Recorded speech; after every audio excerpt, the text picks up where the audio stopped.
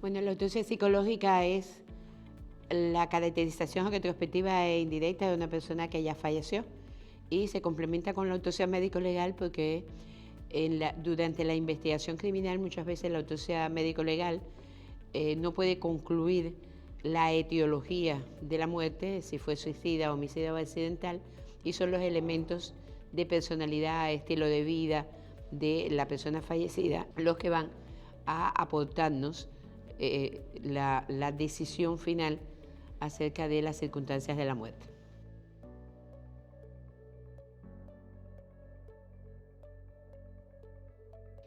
A ver, las huellas psicológicas forman parte de lo que es el principio de intercambio que ya está descrito desde la criminalística clásica de Monlocat.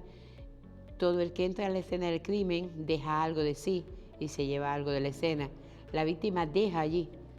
sus huellas comportamentales, es decir, manera peculiar y personal de desenvolverse dentro de determinado escenario, simbolismos personales de acuerdo con los rasgos de cada quien. Y sí, obviamente esto lleva un entrenamiento, porque si es difícil a veces el levantamiento de huellas físicas, pues mucho más difícil el levantamiento de las huellas psicológicas. Para eso se hace un entrenamiento y de hecho Psicointegra tiene la certificación de ese entrenamiento que conduce a el especialista que está entrenándose a cómo buscar, cómo identificar y cómo decodificar las señales psicológicas desde la propia escena de la muerte.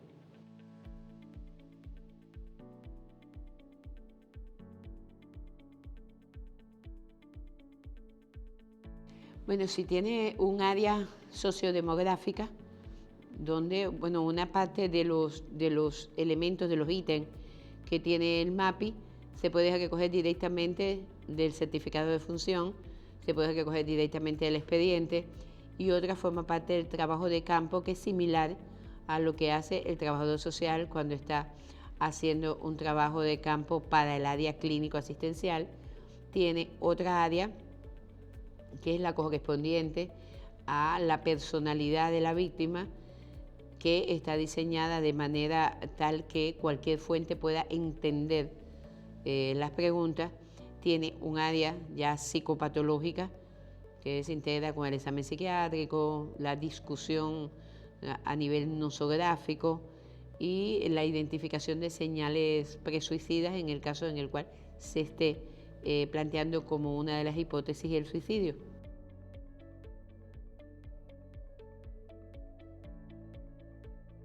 Yo pienso que es muy importante y celebro pues el proceso de ajuste que llevó Psicointegra, porque ciertamente el MAPI fue diseñado a principios de los 90 y la sociedad ha cambiado mucho. Hay una serie de evidencias comportamentales que están digitalizadas independientemente de que haya obviamente que demostrar que pertenecen a la víctima de la cual se trata, y de ahí la importancia del trabajo en equipo, que lo que se nos entregue como evidencia comportamental realmente exista la certeza absoluta que pertenecen a la víctima y no a otra persona. Pero bueno, esto es un proceso de actualización del procedimiento que me parece muy importante, muy interesante y muy necesario.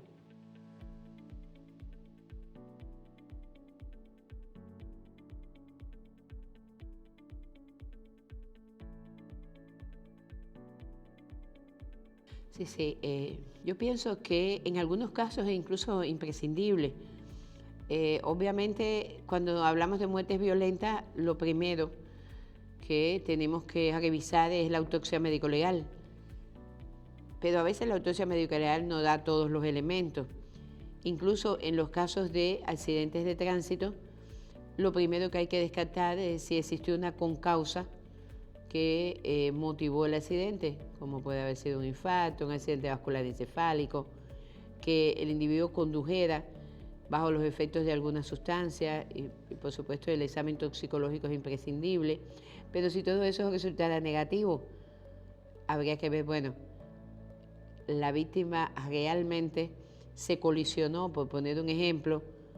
accidentalmente o la víctima intencionalmente se colisionó como parte, como continuidad de un proceso presuicida que la autopsia psicológica tendría que identificar, que es el llamado diagrama presuicidal de Sneyman.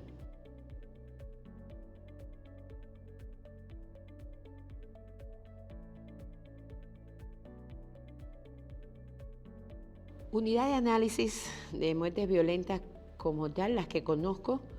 son unidades de análisis del comportamiento criminal que obviamente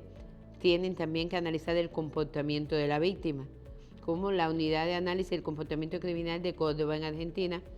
donde trabajaba el licenciado Javier Chilo en el momento que hizo el entrenamiento conmigo, y está la unidad de análisis del comportamiento criminal de Bogotá, que pertenece a la Fiscalía General de la Nación, y que también utiliza el MAPI para la evaluación del componente victimal en los crímenes, pero en su realidad social, por la importancia que tiene, extendiendo la aplicación a establecer un perfil de las víctimas de desaparición, es decir, desapariciones forzadas, desapariciones que finalmente fueron homicidios, asesinatos, en fin. Ahora, una unidad de análisis de las muertes violentas que incluya todas las muertes violentas, lo que hemos visto son los llamados observatorios, ¿ya? Y las unidades de análisis, de tendencia en mortalidad violenta, en muertes violentas, como la que tiene el Instituto de Medicina Legal y Ciencia Forense de Bogotá,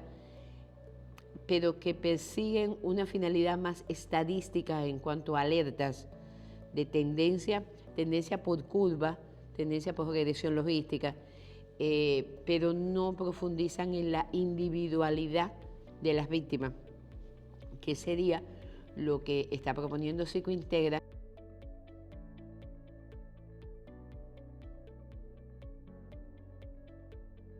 A ver, el menor de edad ante la ley siempre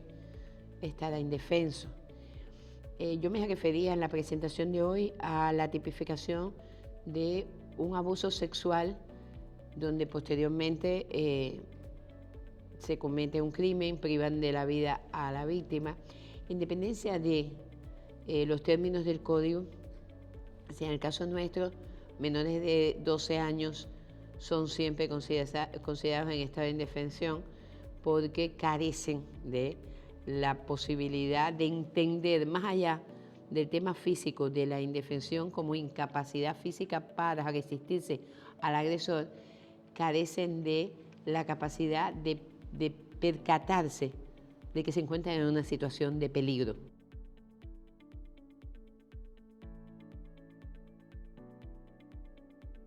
Yo pienso, como decía una de las peritos casi al final, finalizar el encuentro, que como quiera que la implementación del juicio oral es muy reciente, creo que si mal no recuerdo, creo que me decían 2017, 2018 por ahí. Yo pienso que tienen que empezar por protocolizar de manera, es decir, uniformar los protocolos de actuación en las diferentes pericias. Yo comentaba en este encuentro, ¿no? Quizás creo que no fue en este, pero bueno, en algún lugar comenté que Cuba tiene experiencia juicio oral desde el inicio del siglo XX. De conjunto con Argentina fueron los primeros países de Iberoamérica en tener juicio oral. Entonces eso siempre demandó una objetividad en las conclusiones del perito que otros peritos no médicos incluso tenían pues su medio que celos profesionales, porque nuestro Tribunal Supremo tiene la deferencia con los peritos médicos de que declaren sentados frente al tribunal. Pero eso tiene una historia. Cuando empezaron los juicios orales, a principios del siglo XX, no existía ni PowerPoint ni computadora. Entonces el diagrama corporal, la única manera de que el tribunal pudiera ver lo que el médico forense explicaba de orificio de entrada, orificio de salida, trayecto, características de la herida, era ponerlo encima de una mesa y señalar los trayectos. Y entonces ya quedó para la eternidad que la declaración del médico legista en el Tribunal Supremo se puede sentar y puede hacer uso de todos los recursos de ilustración al tribunal que estime conveniente. Entonces, yo pienso que están en el momento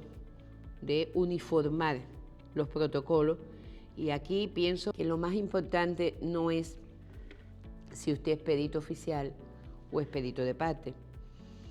sino que usted tenga objetividad científica en la pericia, independientemente de quién salga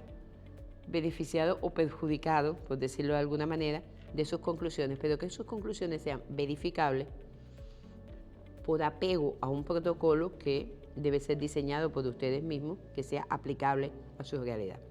Bueno, para finalizar, solamente agradecer a Psicointegra la posibilidad de hacerles acompañamiento en este camino que inician de protocolizar pericias para la mejor administración de justicia del país.